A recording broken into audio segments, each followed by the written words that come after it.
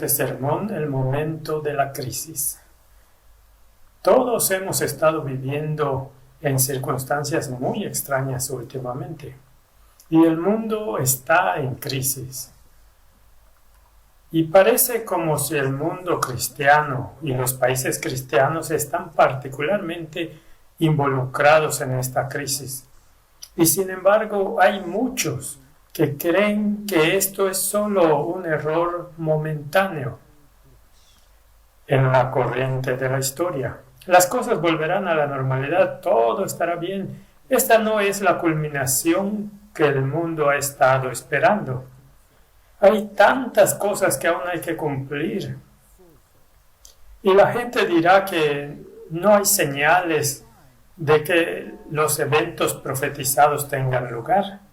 Ellos no ven la marca de la bestia siendo introducida de una manera muy sigilosa. Ellos no ven que la imagen de la bestia se levanta ante nuestros ojos. Y en los grandes acontecimientos de nuestro tiempo pierden esos elementos que encajan en el cuadro profético. Siempre ha sido así con la humanidad. Y si retrocedemos en la historia al tiempo del diluvio, hubo profecías que decían que la destrucción vendría. Noé predicó durante 120 años de esta calamidad venidera. Y había una profecía que decía, cuando él muera, refiriéndose a Matusalén, esto vendrá. Y él murió. Y la gente siguió adelante como antes. No vieron la importancia del evento a pesar de que había sido específicamente profetizado. Y luego los animales comenzaron a moverse de formas extrañas. Y los animales entraron en el arca. 7 pares de limpios, un par de inmundos. Los científicos de la época dijeron, este es un fenómeno muy extraño y tenían muchas explicaciones de por qué sucedían estas cosas. Pero continuaron como de costumbre. Esto no era una señal de los tiempos. Esto no era una señal de que este es el momento de crisis que había sido profetizado durante 120 años. Exactamente lo mismo sucedió en los tiempos de Jeremías. Y hemos hablado de eso muchas veces cuando Jeremías profetizó. Todos afirmaron que esta no iba a ser la forma en que iba a suceder. Después de todo, ellos eran el pueblo de Dios y Dios intervendría. Él evitaría que estas cosas sucedieran. Ahora, si retrocedemos en la historia y observamos algunos paralelismos en los tiempos de Jesús, algunas cosas me vienen a la mente. Los discípulos habían sido preparados para lo que iba a venir. Jesús les había dicho en muchas ocasiones lo que iba a pasar, que el Hijo del Hombre iba a ser entregado para ser crucificado, que sería despojado de todos sus derechos humanos, por así decirlo, y que moriría de una manera ignominiosa en la cruz. Y ellos se negaron a creerlo. Ellos fueron preparados por las palabras del testimonio, pero estaban singularmente desprevenidos cuando llegó el momento. ¿Por qué? Porque tenían ideas preconcebidas sobre cómo se desarrollarían estas cosas. Y cuando no se desarrollaron exactamente en el formato de sus ideas preconcebidas, ellos perdieron la trama. Una de las ocasiones que Jesús solía educarlos, leemos sobre esto en Mateo capítulo 16, versículo 21 en adelante. Desde entonces comenzó Jesús a declarar a sus discípulos que le era necesario ir a Jerusalén y padecer mucho de los ancianos, de los principales sacerdotes y de los escribas, y ser muerto y resucitar al tercer día. Entonces Pedro, tomándolo aparte, comenzó a reconvenirle diciendo, Señor, ten compasión de ti, en ninguna manera esto te acontezca. Pero él, volviéndose, dijo a Pedro: quítate delante de mí, Satanás, me eres tropiezo, porque no pones la mira en las cosas de Dios, sino en las de los hombres. ¿Por qué Pedro reaccionó así? Bueno, había sido adoctrinado por la filosofía de los judíos toda su vida. Su concepto fue totalmente diferente al que estaba escuchando. Después de todo, ellos pensaban que eran los escogidos de Dios, pero sus circunstancias evidenciaron otro escenario. Por ejemplo, estaban bajo la esclavitud de Roma. Pensaban que eran la cabeza, pero aquí estaban en servidumbre. Pero todavía creían que, como los elegidos de Dios, estaban bajo una protección muy especial y que no les pasaría nada. Las otras naciones serían destruidas, pero ellos serían elevados a nuevas alturas. Y esta era la mentalidad. Y aquí vino Jesús y les dijo que iba a sufrir y morir. Y su concepto era que Él los elevaría a esta alta estatura y que sería coronado Rey de Reyes y Señor de Señores. Tenían una teología diferente, que en términos modernos llamaríamos una vida con propósito o una filosofía de la Iglesia impulsada por un propósito, donde eventualmente serían los gobernantes en un reino venidero. Muchos en el mundo creen las mismas cosas hoy y estarán tan singularmente desprevenidos para lo que se avecina como estaban los discípulos de Jesús. Así que Jesús los había amonestado con respecto a sus tradiciones y sus interpretaciones de la palabra, y les había dicho que esas tradiciones no estaban de acuerdo con la palabra de Dios. En Mateo 15, versículo 2 leemos: ¿por qué tus discípulos quebrantan la tradición de los ancianos? Le preguntaron a Jesús. ¿Por qué no se lavan las manos cuando comen pan? Respondiendo él les dijo: ¿por qué también vosotros quebrantáis el mandamiento de Dios por vuestra tradición? Por lo que nuestras tradiciones y nuestros puntos de vista son a menudo contrarios a la palabra de Dios. En Marcos 7, versículo 8 leemos: porque dejando el mandamiento de Dios os aferráis a la tradición de los hombres, los lavamientos de los jarros y los vasos de beber, y hacéis muchas otras cosas semejantes. Les decía también: bien invalidáis el mandamiento de Dios para guardar vuestra tradición. El versículo 13 del capítulo 7 dice: invalidando la palabra de Dios con vuestra tradición que habéis transmitido, y muchas cosas hacéis semejantes a estas. Así que esta era la condición. Ellos tenían ideas preconcebidas, habían interpretado las Escrituras según sus propias filosofías y no según la clara palabra de Dios. Por eso Jesús les dijo en Juan 5:39: escudriñad las Escrituras, porque a vosotros os parece que en ellas tenéis la vida eterna, y ellas son las que dan testimonio de mí. Solo tenemos una fuente de inspiración, y aunque pueda sonar contradictorio, esa fuente es la ley y los profetas. Esa es la fuente a nuestra disposición. Y esta ley y los profetas, la Biblia, los primeros 5 libros de la Biblia, la Torá y lo que los profetas han dicho hasta el fin de los tiempos, es nuestra fuente de inspiración. Y tiene que estar en armonía con los primeros libros de Moisés.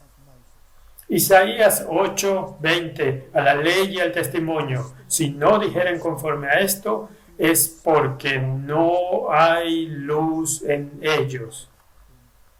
Por lo que ni la filosofía ni la psicología puede suplir las necesidades del alma.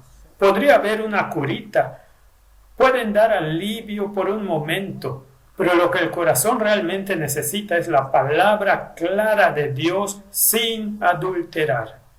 Si fuera posible para los discípulos que habían pasado 3 años y medio con Jesús para tener tales conceptos erróneos sobre lo que estaba a punto de tener lugar?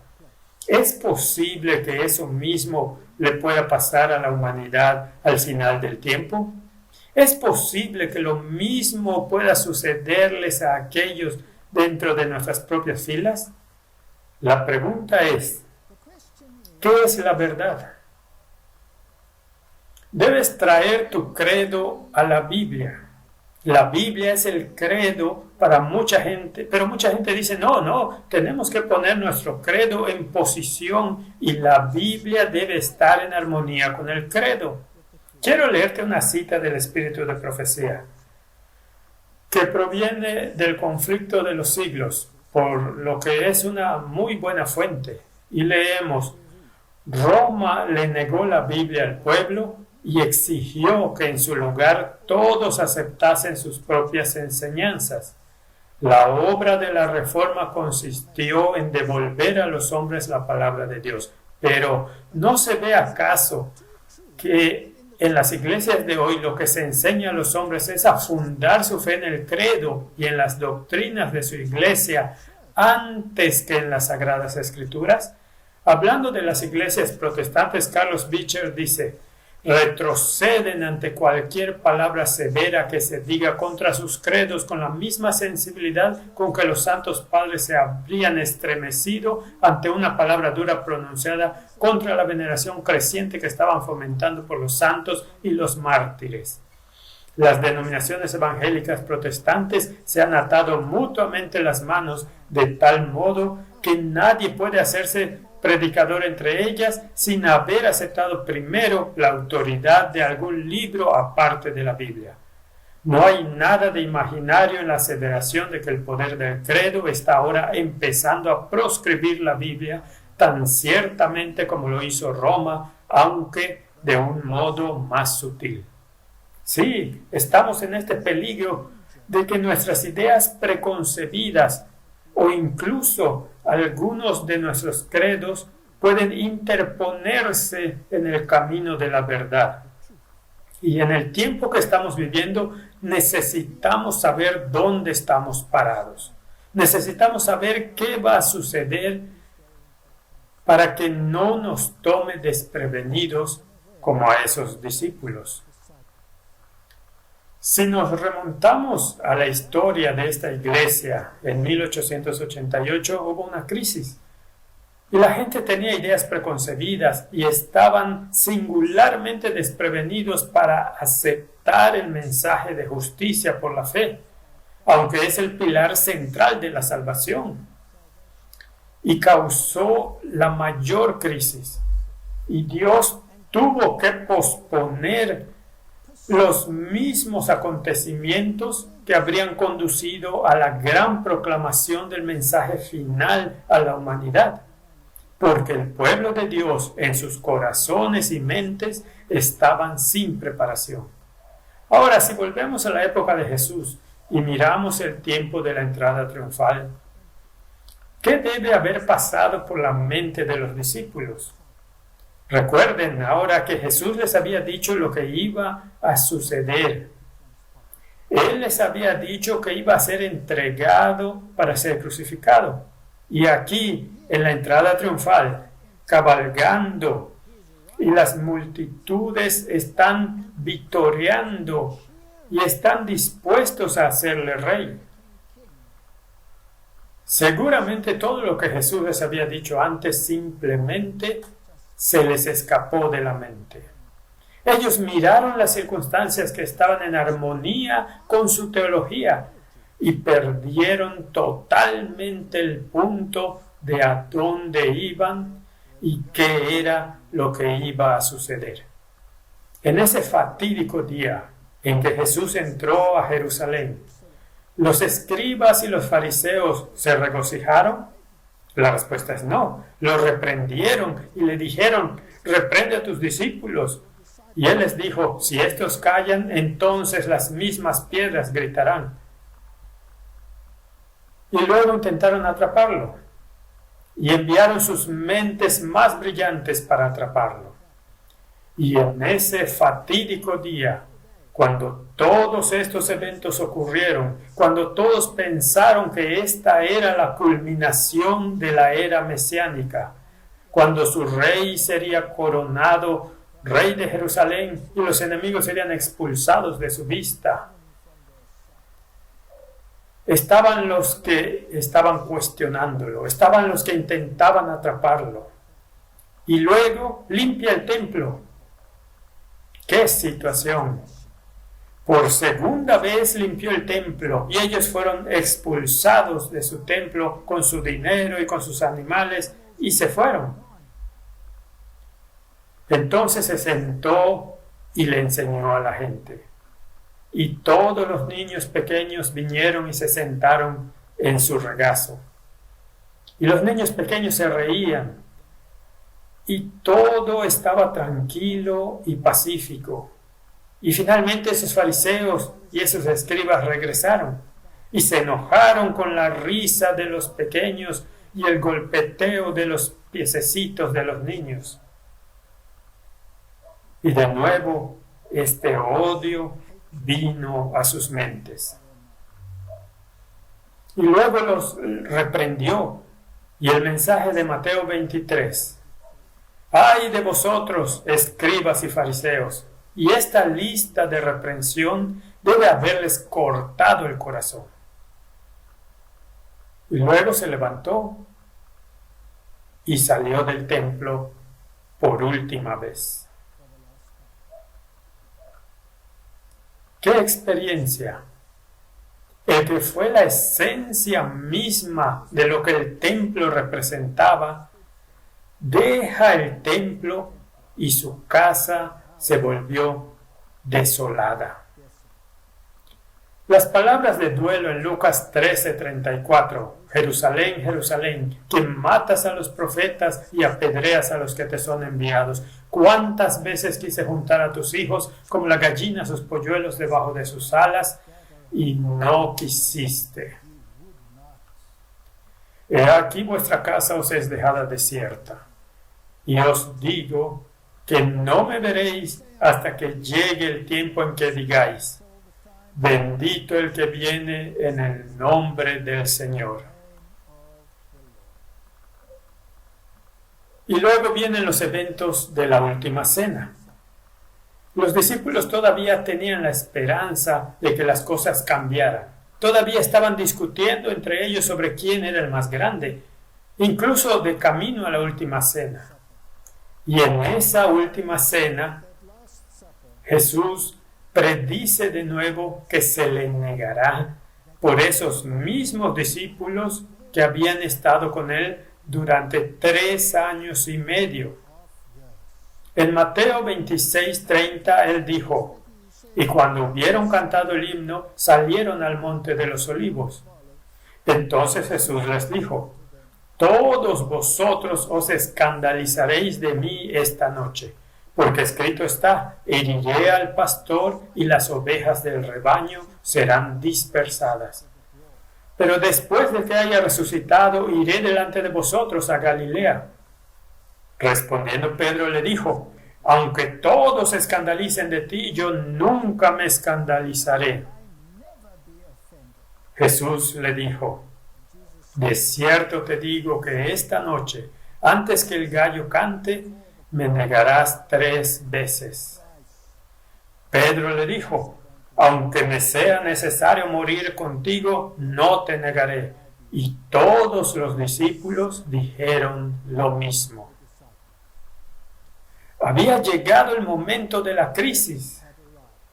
¿Estaban ellos preparados? No. Estaban simplemente desprevenidos. Estaban llenos de bravuconería. Estaban llenos de confianza en sí mismos. Y así será al final de los tiempos de nuevo. En el huerto de Getsemaní, ¿qué podemos deducir de lo que les sucedió a los discípulos? Porque tengo la terrible sensación de que estamos al borde mismo de los eventos finales y parecemos condenados a repetir los mismos errores que cometieron los discípulos. Mateo capítulo 26, del versículo 36. Entonces llegó Jesús con ellos a un lugar llamado Getsemaní y dijo a sus discípulos: Sentaos aquí, entre tanto que voy allí y oro. Y tomando a Pedro y a los dos hijos de Zebedeo, comenzó a entristecerse y a angustiarse en gran manera. Entonces Jesús les dijo: Mi alma está muy triste hasta la muerte. Quedaos aquí y velad conmigo. Nota esas palabras: velad conmigo. Yendo un poco adelante, se postró sobre su rostro, orando y diciendo: Padre mío, si es posible, pase de mí esta copa, pero no sea como yo quiero, sino como tú. Vino luego a sus discípulos y los halló durmiendo, y dijo a Pedro: ¿Así que no habéis podido velar conmigo una hora? Entonces, ¿qué vemos aquí? ¿Qué tipo de paralelo vemos aquí? ¿Cuál es el estado de la iglesia al final de los tiempos? ¿No es la iglesia de la Odisea? ¿No es una iglesia durmiente? ¿No es una iglesia que se cree rica y llena de bienes? Y sin embargo, están durmiendo. Aquí, en el momento de crisis, los discípulos están dormidos. Vino luego a sus discípulos y los halló durmiendo, y dijo a Pedro: ¿Así que no habéis podido velar conmigo una hora? Velad y orad para que no entréis en tentación. El espíritu en verdad está dispuesto, pero la carne es débil. Otra vez se fue y oró por segunda vez diciendo: Padre mío, si no puede pasar de mí esta copa sin que yo la beba, hágase tu voluntad. Vino otra vez y los halló durmiendo, porque los ojos de ellos estaban cargados de sueño.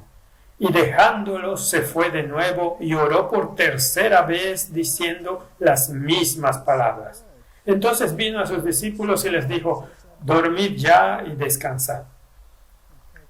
He aquí ha llegado la hora y el Hijo del Hombre es entregado en manos de pecadores.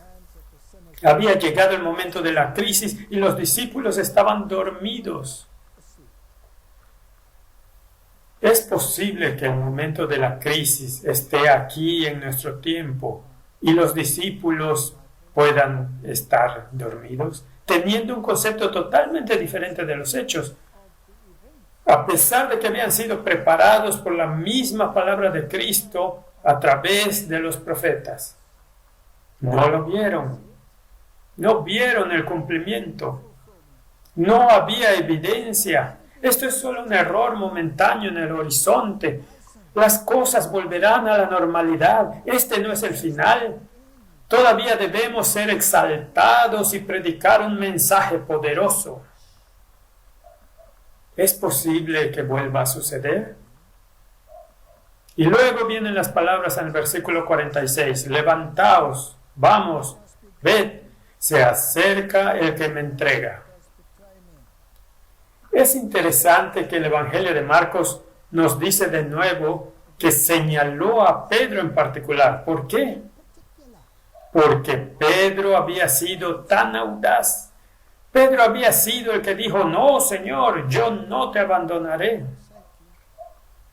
Quizás en nuestros tiempos modernos hay modernos Pedros que dicen: no me tomarán desprevenido, no a mí, no me va a pasar a mí, Señor, no te negaré cuando llegue el momento de la crisis. Entonces, en la crisis final, la Biblia nos advierte que el pueblo de Dios estará dormido, serán atrapados por una sorpresa abrumadora. E incluso Juan, el discípulo amado, estaba profundamente dormido.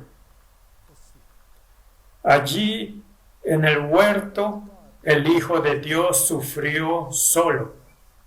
En Marcos 14, versículo 43, leemos: Luego, hablando él aún, vino Judas, que era uno de los 12, y con él mucha gente con espadas y palos, de parte de los principales sacerdotes y de los escribas y de los ancianos. Y el que le entregaba les había dado señal diciendo: al que yo besare, ese es, prendedle y llevadle con seguridad. Y cuando vino, se acercó luego a él y le dijo: Maestro, maestro, y le besó. Es interesante que Mateo 26, versículo 50 nos dice que Jesús lo llamó amigo. Y Jesús le dijo: amigo, ¿a qué vienes? Entonces, ¿no es tan asombroso? Y Lucas agrega las palabras en el capítulo 22, 48. Entonces Jesús le dijo: Judas, ¿con un beso entregas al Hijo del Hombre? Así que primero le dice: amigo, ¿a qué has venido? Judas, ¿con un beso traicionas al Hijo del Hombre? Entonces ellos le echaron mano y le prendieron. Pero uno de los que estaban allí, sacando la espada, hirió al siervo del sumo sacerdote, cortándole la oreja. Ahora sabemos por el Evangelio de Juan que ese fue Pedro. Pedro estaba preparado para ir a la guerra. Pedro estaba preparado para luchar contra un enemigo que venía del frente. Pero, ¿y si el enemigo no venía del frente, sino que venía escabulléndose por la puerta trasera? ¿Y si los eventos no ocurrieron exactamente como él esperaba, sino resultaron diferentes? ¿Seguiría siendo el mismo Pedro? ¿Por qué estaba dispuesto a sacar su espada e ir a pelear? Porque estaba convencido de que Jesús no se dejaría atrapar. Estaba convencido de que Jesús iba a mostrar su poder y hacerlos caer. Y cuando cayeron hacia atrás pensó: este es el momento en que Jesús tomará la corona y mostrará su poder. Pero cuando esas personas se levantaron de nuevo y avanzaron, eso cambió toda la situación. La narrativa en su mente fue discordante. Algo andaba mal. Decimos hoy: seguramente las cosas malas no le pasan a la gente buena. Y cuando suceden, perdemos la confianza en Dios. Hay aquellos entre nosotros que dicen que Dios se encargará de eso. 1000 caerán a tu lado y 10,000 a tu mano derecha, mas a ti no llegará. Esa promesa es para el tiempo de las plagas después del cierre de la gracia. Esa promesa no es para el tiempo anterior al cierre de la gracia. Sí, Dios protegerá a su pueblo. Sí, Dios puede proteger a su pueblo. Pero Dios también permitirá que sucedan ciertas cosas para hacer que su verdad sea prominente. Y en Dios y con su preconocimiento y su previsión, incluso si perdiéramos la vida, será por un momento, por un abrir y cerrar de ojos. Seguramente no se dejaría atrapar. Seguramente los eventos del final no vendrán por la puerta trasera, sino solo de acuerdo con nuestras expectativas. Ellos se sintieron desilusionados y se indignaron al ver que se adelantaba la cuerda para atar las manos de aquel a quien amaban. Y cuando se sometió a esa horda de personas, fue que los discípulos se dispersaron y corrieron y todos lo abandonaron.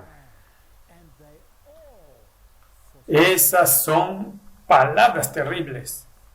Y si las aplicamos a nuestro tiempo, ¿es posible que puedan pasar las mismas cosas? Todos lo abandonaron y huyeron. Y luego, cuando se recuperaron, Pedro y Juan lo siguieron a la distancia. Ahora, esta es una historia muy interesante porque creo que tiene aplicaciones para la época que estamos viviendo. Pedro y Juan lo siguen a distancia. Y cuando llegan al lugar del juicio, Juan llama y se le abre la puerta y le reconocen. Los sacerdotes lo reconocen como un seguidor de Jesús. Sabían quién era y sabían que era un seguidor de Jesús. Pero en su mente pensaban que si permitimos a este joven, recuerda que era solo un joven, si permitimos que este joven ingrese, tal vez cambiará su opinión sobre su llamado Mesías. Cuando vea cómo el llamado rey está siendo juzgado. Y entonces él se dará cuenta de que no era más que un impostor. Por lo que el sacerdote dice que puede entrar. Y él dice, ¿puede mi amigo Pedro entrar también? Y dejan entrar a Pedro también. Ahora, ¿cuál fue la diferencia entre lo que le pasó a Pedro y lo que le pasó a Juan? Juan entró y sabían quién era y no pretendía ser otra persona. Y eligió un lugar pequeño y apartado de allí donde pudo presenciar los hechos. Pero no pretendió ser nada que no sea un seguidor de Jesucristo. Pero Pedro tomó un rumbo diferente. Presuntuosamente tomó su lugar en el fuego, porque era una noche muy fría, donde todos los burladores estaban parados alrededor, y fingió ser uno de ellos. Así que se unió a la multitud. Y finalmente uno de ellos lo notó y dijo, ¿no eres tú uno de ellos? Y él lo negó. ¿Lo negó? Mujer, no lo conozco. Así que ocultó su verdadero carácter. No quería ser conocido. Y al asumir un aire de indiferencia, se colocó en el terreno del enemigo. Además de esto, estaba sorprendido y enojado de que Jesús se humillara a sí mismo y a sus seguidores sometiéndose pasivamente a dicho tratamiento.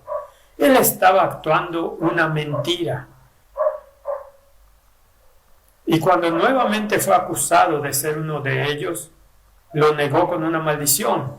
No lo conozco. Entonces, ¿cuál fue la diferencia?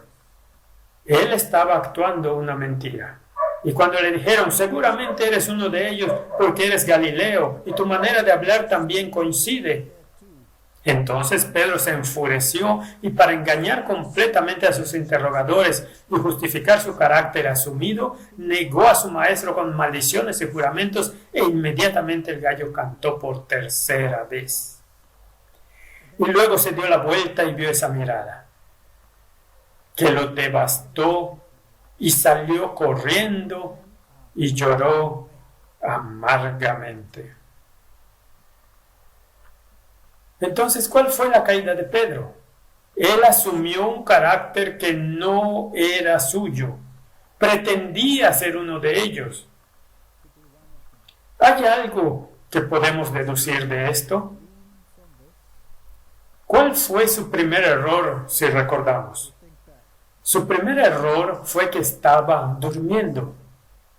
Estaba durmiendo. Y Jesús sabía que particularmente Pedro, si hubiera estado despierto, si hubiera visto lo que Jesús estaba pasando, si hubiera visto las gotas de sangre que brotaban a través de la piel de Jesús, tal vez se hubiera despertado y dicho, este es el momento de crisis. Después de todo, Jesús les pidió que oraran con él, pero durmió y Jesús fue a él y le dijo, Pedro, ¿duermes? ¿No puedes velar conmigo por un momento? Así que su primer problema fue que estaba dormido. Todos se quedaron dormidos. Pero tenían ideas muy concretas y no podía incorporar la realidad en su mente y unirlo con estas ideas preconcebidas. Y luego fingió ser otra persona.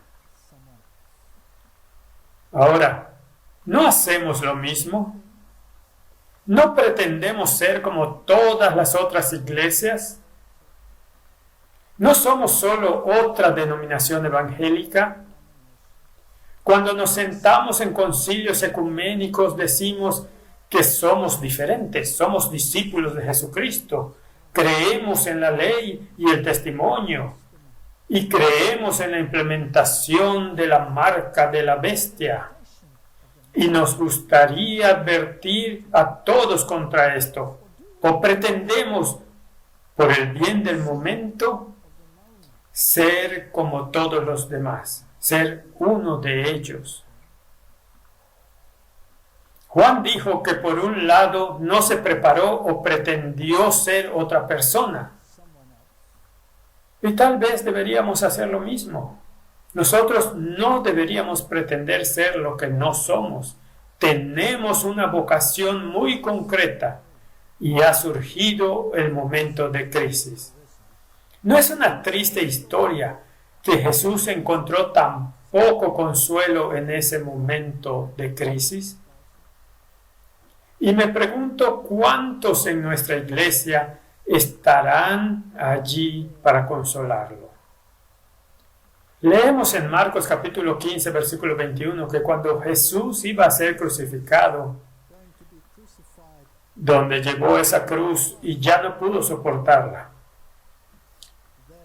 y obligaron a uno que pasaba, Simón de Cirene, padre de Alejandro y de Rufo, que venía del campo, a que le llevase la cruz. Ahora, este Simón no era un discípulo de Jesús. Iba por el otro lado. No estaba siguiendo la cruz, pero los dos hijos eran discípulos de Jesús. En el libro de Romanos, capítulo 16, versículo 13, hay una referencia a Rufo. Ahora, si ese es el mismo Rufo, no lo sabemos, pero sin embargo existe una posibilidad, porque sabemos por el espíritu de profecía que el hijo de Simón, Rufo, era de hecho un seguidor de Jesús. Pero su padre era indiferente y acá tuvo una oportunidad y cargó esa cruz.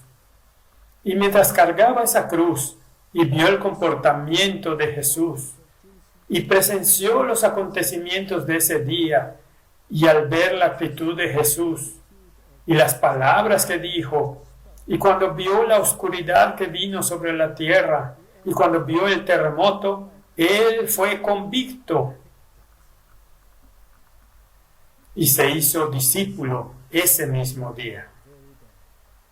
Sus hijos eran creyentes, lo leemos en el espíritu de profecía. Y el otro que estaba allí para consolarlo era el ladrón en la cruz, el que dijo, Señor, acuérdate de mí cuando vengas en tu reino. Y Jesús le dijo, de cierto te digo, hoy estarás conmigo en el paraíso. En realidad dijo, de cierto te digo, hoy estarás conmigo en el paraíso. El segundo consuelo, un ladrón en la cruz, un hombre que caminaba en sentido contrario. Y el tercer consuelo fue el centurión. Mateo 27, versículo 54. El centurión y los que estaban con él guardando a Jesús, visto el terremoto y las cosas que habían sido hechas, temieron en gran manera y dijeron, verdaderamente este era Hijo de Dios. Cuando fueron testigos de los eventos de ese día, fueron convictos. Y aquí había tres individuos, un ladrón, un hombre que va por el otro lado y un centurión endurecido, y fueron convictos por los hechos de ese tiempo. Creo que al final de los tiempos será exactamente lo mismo. Creo que tendremos militares que dirán, seguramente esta fue la verdad que se predicó acerca de los mensajes de los tres ángeles. Creo que el ladrón en la cruz y el criminal en la cárcel dirá, Señor, acuérdate de mí. Y creo que la gente que camina en sentido contrario se volverá y será testigo de los eventos y se convertirán en discípulos de Jesús.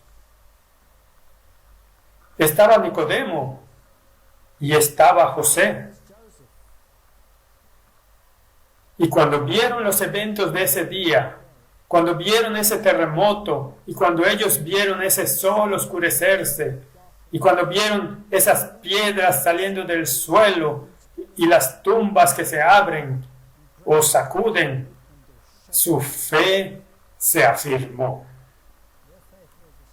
Cuando oyeron y vieron la cortina que se rasga de arriba a abajo, su fe fue establecida. Pero el triste hecho es, un discípulo parado al pie de la cruz, Juan, el que no había fingido ser alguien más, sino que se había mantenido firme a pesar de que él estaba dormido, a pesar de que se dispersó en ese gran día. Fue él quien junto con Nicodemo y José consiguieron enterrar a Jesús. ¡Qué historia! ¿No es sorprendente que la naturaleza inanimada reconociera al Hijo de Dios en ese día? Mientras que los que deberían haber estado más cercanos a él no se veían por ningún lado, excepto Juan y un puñado de mujeres. En el nacimiento de Cristo leemos, en su nacimiento la estrella de ángeles en los cielos había conocido a Cristo y habían conducido a los videntes al pesebre donde yacía. Las huestes celestiales lo habían reconocido y cantaron su alabanza sobre las llanuras de Belén. El mar había reconocido su voz y obedeció sus órdenes. La enfermedad y la muerte habían reconocido su autoridad y se dieron su presa a su demanda. El sol lo había conocido y ocultó su rostro de luz a la vista de su agonizante angustia. Las rocas lo habían reconocido y se estremecieron en fragmentos con su grito agonizante. Aunque la naturaleza inanimada reconoció y dio el testimonio de Cristo de que Él era el Hijo de Dios, los sacerdotes y los gobernantes no conocieron al Salvador. Rechazaron la evidencia de su divinidad y endurecieron sus corazones contra sus verdades. No eran tan susceptibles como las rocas de granito de las montañas. Volumen 3 del Espíritu de Profecía, página 170. Ahora, ¿cómo aplicamos esta historia a nuestro tiempo? Estamos viviendo en muy similares circunstancias. La crisis está a punto de ocurrir y tenemos ideas preconcebidas. Pero tenemos una palabra clara y tenemos un testimonio claro. Existe esta historia sobre la visión de la estación de tren en la estación de Loma Linda, donde Elena de White reveló una visión que tuvo a algunos de nuestros pioneros. Y ella se refirió a este escenario del tiempo final en cuanto a lo que iba a suceder. Y ella dijo, según estos testigos, que una terrible tormenta de persecución se avecinaba como un torbellino que derribó todos los objetos en pie, que no se veía un adventista del séptimo día. Ellos, al igual que los discípulos, abandonaron a Cristo y huyeron. Todos los que habían buscado puestos nunca fueron vistos otra vez. ¡Qué terrible declaración! Después de la tormenta hubo calma. Entonces los adventistas se levantaron como un gran rebaño de ovejas, pero no hubo pastores. Todos esperaban en ferviente oración ayuda y sabiduría, y el Señor respondió ayudándolos a elegir líderes de entre ellos que nunca antes habían buscado un puesto. Oraron fervientemente por el Espíritu Santo que fue derramado sobre ellos, haciéndolos completamente listos para el servicio. Luego salieron hermosos como la luna clara, como el sol, y terrible como un ejército con estandartes para dar este mensaje al mundo. Me quedé asombrada y pregunté si eso se aplicaba a una universidad en los Estados Unidos. Y la respuesta fue que se aplica a todo el mundo denominacional. Hermanos y hermanas, es posible que las voces que se elevan y nos dicen que esta no es la crisis, no será así para ti. vendrá de una manera diferente. Esto es solo una falla en el horizonte. Que esas voces puedan sorprenderse mucho algún día. ¿No es esa una posibilidad? ¿Será posible que algunos de nosotros pretendamos ser lo que no somos? ¿Es posible que algunos de nosotros intentemos redirigirnos? Quiero advertirle a nuestro pueblo hoy que no escuche voces que intentan canalizar los mensajes de los tres ángeles en otros temas, como los asuntos de la justicia social de nuestro tiempo. No escuchen esas voces. Tenemos órdenes de marcha muy particulares. Tenemos que decirles al gran tiempo de crisis que está ante el pueblo de Dios, y tendremos que pasar por ese tiempo de crisis. Así que no escuchen esas voces, no escuchen las voces que intentan decirte que Jesús fue un activista de la justicia social, porque su reino no era de este mundo. Tenemos que dirigir las mentes a otro reino, a uno que se establecerá. No escuches a voces que intentan intimidarte, poniéndote etiquetas como teórico de la conspiración, radical de extrema derecha u otros eslóganes, o que predican a cualquiera que predique los mensajes de los tres ángeles. No los escuches. No escuches las voces que intentan decirte que los pioneros de esta iglesia estaban desinformados e influenciados por el pensamiento prejuicioso de la época. No los escuches. No escuches las voces que intentan decirte que Roma ha cambiado o no es lo que los reformadores dijeron que era, o sea, el anticristo. No escuches voces que intentan marginar el espíritu de profecía como delirios obsoletos del siglo XIX. No los escuches. Dicen que los hechos no han tenido lugar.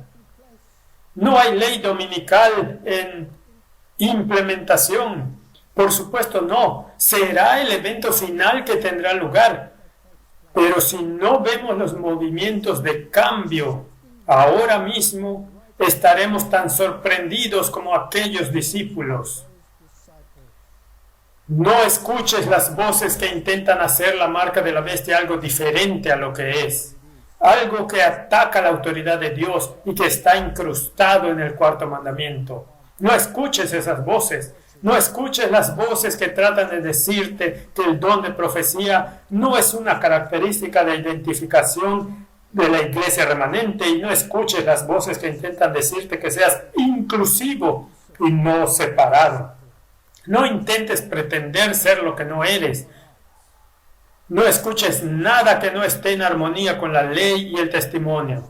Escucha lo que Dios dijo en su palabra y a través de su profeta al remanente. Allí radica nuestra única seguridad. Si los discípulos hubieran escuchado las palabras de Jesús y las hubieran interiorizado, no habrían sido tomados por sorpresa. Si se hubieran quedado despiertos y velando y mirando las señales a su alrededor, habrían sabido la hora. Pero estaban dormidos. Hebreos capítulo 3, versículo 6. Pero Cristo, como hijo sobre su casa, la cual casa somos nosotros, si retenemos firme hasta el fin la confianza y el gloriarnos en la esperanza. Esta es nuestra comisión. Sabemos por qué estamos aquí. Sabemos por qué tenemos un mensaje que llevar. Y tenemos un mensaje para llevar muy distintivo. No es un mensaje de paz y seguridad. Es un mensaje de una crisis venidera que vendrá como una sorpresa abrumadora. Ahora es el momento de mantener firme nuestra confianza y creer lo que la Biblia y el espíritu de profecía nos han dicho. Que Dios fortalezca a su pueblo para que podamos estar en el momento de crisis. Y como Juan decir: soy un seguidor, guardo los mandamientos de Dios y me aferro al testimonio de Jesús. Y ángeles serán enviados para proteger a aquellos que creen y se preparan para el fuerte pregón. Oremos.